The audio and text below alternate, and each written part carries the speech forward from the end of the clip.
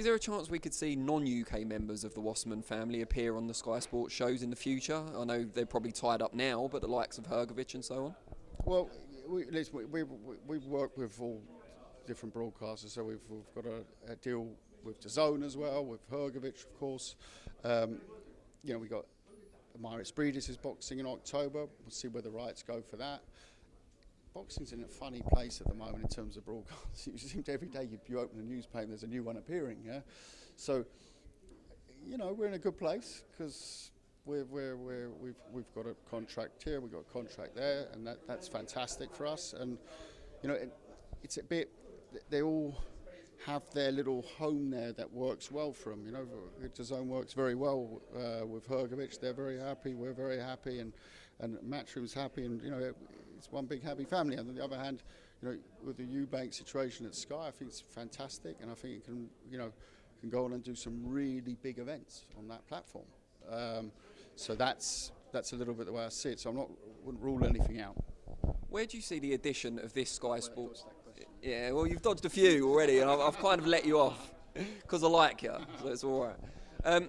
Where do you see this deal putting Wasserman Boxing in the UK in terms of all the other promoters? Top 3, top 5? I don't really look at that. Honestly, that good question. No idea. I think in terms of the stable, we're going to be up there. And once again, we were born in March. Yeah, March. So, I think given that the first 3 months it was pretty much lockdown. We're sitting here in September, and we're flying, and I see us flying higher and higher. How do I see us in terms of rankings? I haven't thought about that, Dan. I'll do that under the shower. No, I wouldn't. I'm not the type to say I'm the best or this, that, and the other. But I do think that we're building something phenomenal here. I've said it before. Wasserman, for people who don't know, is the biggest sports agency on planet Earth. 100 Premier League players, 40 Premier League winners. So those things are things that we have to deliver.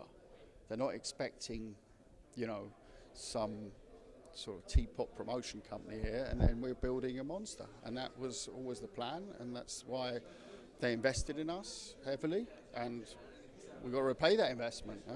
So here we are. And a bit of a broad question, but is there anyone...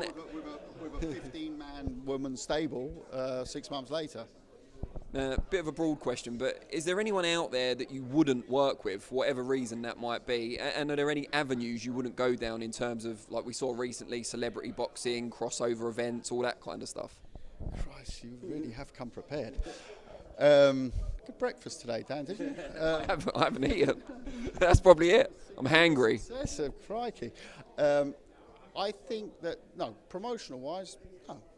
And even if I didn't like someone, I'd still work with them, because or else I'd be robbing my clients of doing big fights. Yeah.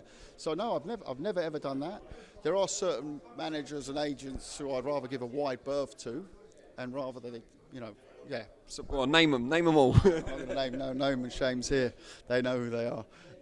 But no, there's not a promoter on planet Earth we wouldn't work with. That's as simple as that. Because that's how you make the big fights. You look at any of the big fights these days, you tell me one which is a single straight promotion. They don't exist. Yeah. Joshua Usyk next week. You've got K2, I think it's called as a partner. The Usyk people. You've got Sky DAZN. You've got all. So that doesn't exist anymore. These, bang, it's a Don King show or it's a Bob Arum show. Those are things of the past. You want to make the big fights, you need to work together, and that's what we're doing. But in terms of, we've launched a promotional company with KSI. Now that's a segment that people have misunderstood what I've said in the past. I'm not into this boxer meets social media guy at a career where they're like this. Now, I have unfortunately had to look a little bit at this Jake Paul, and to be fair, he's a novice. Let's not beat around the bush. He's a novice fighter, but he's doing a good job at being a novice. I have to give him that. So he could fight now for me a 6 or 7-0 boxer. That would make probably entertaining viewing, And Probably what he will. Actually, I think Tommy Fury's maybe 10-0 now, but that's likely next. also calling out some of the greats, yeah. So let's and his brother did just fight Floyd Mayweather, yeah. But that part, I've never said I'm not against YouTubers coming on and being novice and understanding the category of fighter that they are, and doing being boxers in a form that is your natural progression as a boxer. If you want to pick up gloves tomorrow, fantastic. The more people doing boxing, the better. And guess what? If they've got 30 million followers on YouTube or subscribers, even better for us, because the kids are talking about boxing and not another sport. So what is the plan for KSI and that promotional company going forward? The plan there is we're going to produce events, with that area of the world. That's something that in the next few weeks we will be making a further announcement on.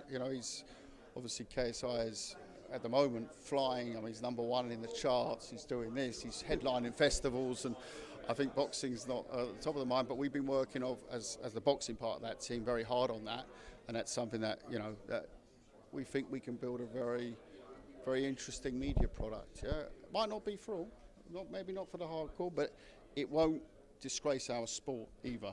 That's what we're mindful of. And KSI, believe it or not, he's in that gym the whole time. Even when he's touring, he's training. So he does live it. Yeah, and that's I think something great for the sport. Let's do a little bit of fantasy matching then before I let you go. KSI against another either YouTuber, celebrity, sports person. Well, yeah, I mean, I'd take it in a heartbeat. Yeah, but I haven't told you what I'm paying. yeah, exactly. You might not be able to afford me, but me aside, of course.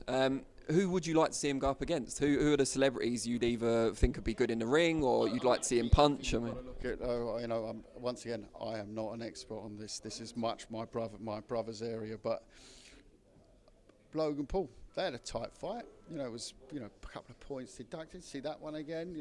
But I think it's got to be, without going into names, it's got to be on a sporting level where they're in the same place. I mean, Jake Paul has now successfully completed a few fights, and you'd say, okay, well, he wants to fight Tommy Fury, or Tommy Fury wants to fight him. That's a fight you can do now, and you couldn't say it's not credible. Why? The kids had a few fights now. Let them have a try with Tommy Fury. who would you like to have a go around with if you were going to get in the ring, similar age, similar size? But who would you? A celebrity out there? There must be someone. Well, I've seen him now box. Getting old now, 40. Apparently Barry Hearn told Eddie that he could beat Jake Paul. That Eddie could, not that Barry could. Not. Would you fancy yourself? Body punches all day long. I was sizing him up on Friday. I was with him in Austria. Body punch, dropped instantly. No mass? Take a knee? I just know. I think he goes straight down. Yeah. Face forward. Full 10 count? Absolutely. Absolutely. We could do a tag team, my brother and me, and then we could have him and Frank. We could be a good one. I think one of them would turn on the other with a steel chair halfway through, but yeah, I'd love to see it. I was going to say I'd pay to see it. I'd pay to stream it. Let everyone else watch it. I'm not sure how many people will buy it. Let's find out. Kalle Sauerland, really appreciate the time. Always a pleasure. And best of luck with the new venture.